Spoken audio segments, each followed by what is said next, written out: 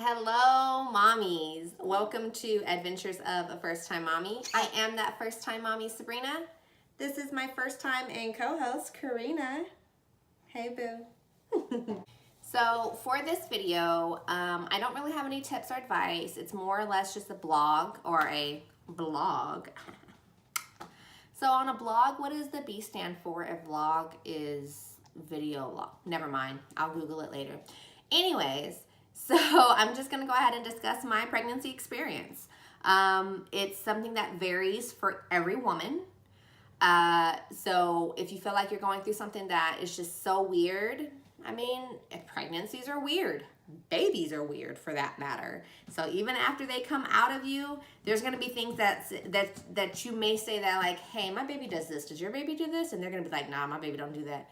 It's natural, okay? It happens. I'm in all these mom groups and mom apps, and I see that it's a kind of a reoccurring question. Hey, this is happening to my baby. Does it happen to yours? That's not how you gauge your baby or your pregnancy, for that matter, going off of what other women experience. It's going to frustrate you because it frustrated me, let me tell you. So we had intrauteral growth restriction. And it was due to the placenta not working properly, so she didn't get her nutrients and she didn't grow, and she just came out small. She came out 4 pounds 3 ounces. We took her home at 4 pounds even, actually. So we've had a long journey making her grow. But as far as my pregnancy itself, I never felt like I had just this big pregnancy belly, right? And it's because she didn't get big. So it just makes sense scientifically, physically. When I think about it, I'm like, well, no, duh, I'm not gonna get big. What's gonna make me big? Water? Like, no, I'm not gonna get big because she didn't get big. So I feel like I kind of missed out on that big belly experience, which some of you may say you're lucky. I'm like, I feel like I really wasn't pregnant. I felt like I only got as far as, I don't know, 5-6 months pregnant, and then I just stopped. Of course, I went through the other normal, I shouldn't say normal, average pregnancy stuff, which is morning sickness. That's actually how I found out I was pregnant. It was like from a movie. I never really hear those stories. They're always like, I missed my period, I'm late. So I took my pregnancy test. That was me. I had morning sickness. A coworker had brought some food, and she opened it, and I smelled it, and it just made me run to the bathroom. That had never happened before. I wasn't late for my period. I was expecting Aunt Flo to show up in the next couple days, but I wasn't late yet. But the fact that I was so nauseous off of a smell, I was like, okay, this isn't right. Went to Target, got some pregnancy test. As a matter of fact, I think I didn't wait long enough because the first test just said negative, and I was like, oh, it's negative, I'm good. But then I talked to my sisters, both of them, my sister-in-law, my sister, and I can't remember which one of them told me to, but they were like, go to the store and get every brand, get the Equate brand, get the expensive brand, like buy 3 different brands and test them all. Sure enough, I got home and all of them said positive. So I'm pretty sure that one sitting in the trash can at Target says positive too. There's a tip. Make sure you wait the adequate amount of time when you are taking these pregnancy tests. I was like, oh, it's negative, I'm done. But no, I was definitely positive. I was definitely pregnant. Whatevs. So morning sickness was regular. I had a lot of it. It was all off the smell. Smell was definitely heightened. I did crave food. Mostly craved sweets. They say nausea and craving sweets is a pregnant with a girl sign. I don't know if this is true, but I did experience it, and I did have a girl. So the first first trimester and a half, I was very sick all the time, every morning, like clockwork. And I actually lost like 10 to 15 pounds first trimester and a half. So throughout the whole pregnancy, I only gained about 15, 20 pounds, which was good because I was already overweight before the baby. So my doctor didn't want me gaining a whole bunch of weight. But I still feel like I missed out on that whole big belly experience, which I thought kind of sucks, but whatevs. it discouraged me. It made me feel bad, you know, and people didn't know that it made me feel bad, but it did. So my boyfriend was very encouraging, and he's just like, it's okay, babe. You know, she's still healthy, and that's what we care about. Like, it's okay. Because my mom made the comment of, like, when we were, actually, she came up here because I was getting induced. And so she came up here so that she could be here for the delivery. And when she arrives, she's like, oh my gosh, you're due? You're 9 months? You look like you're only like 5 months pregnant. She meant no harm. She just saying, oh my gosh, you didn't get very big. And I'm like, I know I'm not big, but that's because she's not big. So the whole thing just makes me like depressed in a way, because I'm like, my baby's small, I'm small, I don't even look like I'm pregnant. Like, I don't even look like I'm about to have a baby. It really hurt me. But alas, she came out healthy, and that is, of course, the result that we wanted, regardless if I got big, right? So we had nausea just the same, had cravings just the same. I wanted sugar all the freaking time. So to add to my not so normal pregnancy was my labor. I don't feel like I ever really went through labor, and I think that kind of messed me up a little bit.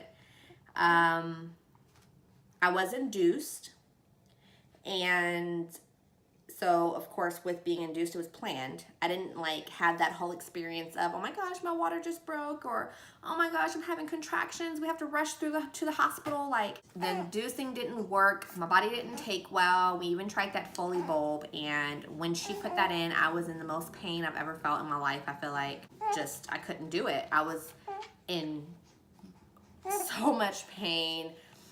Whoever was in the room, I think would have been my boyfriend, definitely. My mom and dad were like on the other side of that curtain, so they could still hear me, obviously.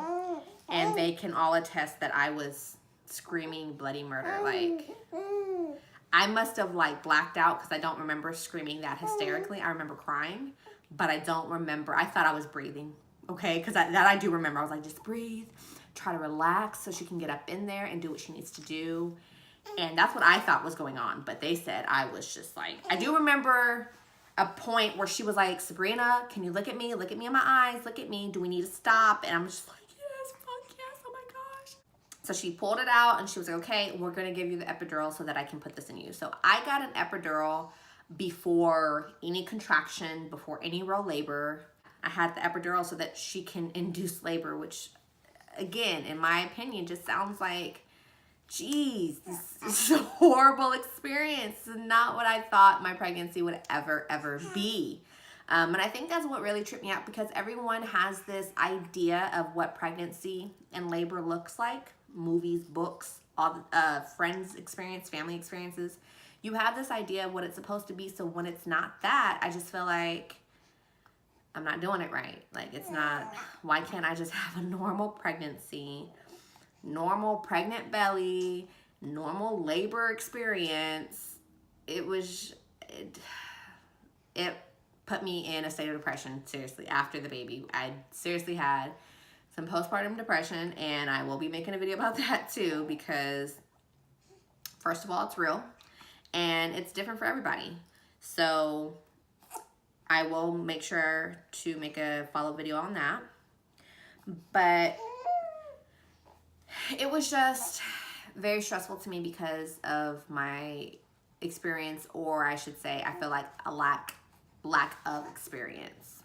To add to my, what I feel is an abnormal labor, again, got the C-section before anything started happening. And then we're trying to get her to show up on like the heart monitor the way they want to see her on the heart monitor. If I'm not mistaken, they want to see spikes. They want to see it raised. They want to see it drop. They like want to see fluctuation. She stayed steady, and I guess that's not a good thing.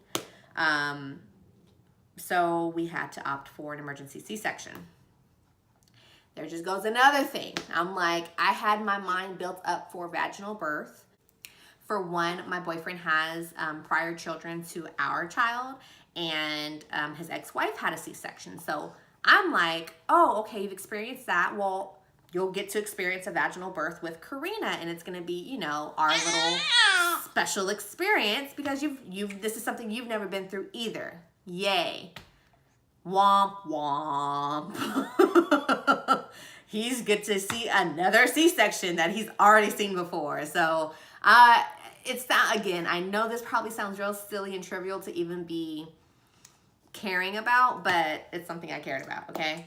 So yeah, we had to opt for a C-section, and as soon as she told me, the doctor came in to tell me it was a C-section, as soon as we have to opt for a C-section came out of her mouth, I'm hysterical. I'm crying. I'm just like, I'm just bawling my eyes out. My dad and my mom rushed to my side, and I wish they hadn't, because I just wanted my boyfriend next to me, of course, and they're just trying to calm me down, and I'm not hearing what they're saying. I told my boyfriend later, and I was like, she didn't even explain the C-section or anything to expect. And he goes, yes, she did, but you were crying. And I was like, that does seem odd, because my doctor's very thorough with everything that we talk about. But evidently after she said C-section, I didn't hear anything else anybody else was saying. I was just crying hysterically because I wanted a vaginal birth. I planned for a vaginal birth experience. And so now all that's out the window. So I just felt like I got cheated again. No big old pregnancy belly with a waddle. No labor experience of contractions, water breaking, this hysteria of, oh, let's rush to the hospital. Like, none of that. And now my birth plan is out the window, and I'm having a C-section. Now I'm having major operation. You're cutting me open to take my baby out, and I'm just like, what is life? What is life? C-section operation went just fine. Ended up actually, umbilical cord was wrapped around her entire body because she's that small. It wasn't even around her neck. It was around her entire body. She was wrapped up. So I'm grateful we opted for the C-section because of that reason. But in a, I guess, personal, selfish way, I'm just bummed about my entire pregnancy, labor, and delivery experience. So there's that. I think that's it. I think I went over everything. Again, this wasn't really any type of advice type video that I usually do, but I at least wanted to let everyone know what I went through as a testimony in case you're going through maybe an not so average pregnancy, or you went through a not so average labor and delivery and you feel like you're the only one in the world, you missed out, and everybody else is looking at you like, did you even deliver your baby right? I know it sounds crazy, but if you experience this, you understand what I'm feeling, you understand what I'm saying. It sucks, honestly. But there's a big but and a big old however, comma. I still got her, okay? I still got this wonderful little baby, my little bundle of joy. And at the end of the day, I can put my big girl pants on and say, I got her one way or another. So I'm still happy, you know, I'm still grateful. Like I said, it's just that little selfish, personal part of me that's like, I really wish things were different. But can't change time. You can only go forward. Obviously, my pregnancy, labor, and delivery didn't affect her at all. She's fine. So yeah. So please like and share the video. Please leave me comments. Let me know about your birthing experience. If you went through any weird things during your labor, birth, or pregnancy. Please subscribe so that you can get future videos. Postpartum depression was definitely a thing for me, so I will definitely be making a video on that. And as always, we send you peace, love, and good health to you and yours. Bye. She getting too rowdy. Bye. Bye. Bye. Bye. Bye. Bye. Bye. Bye. Bye. Bye.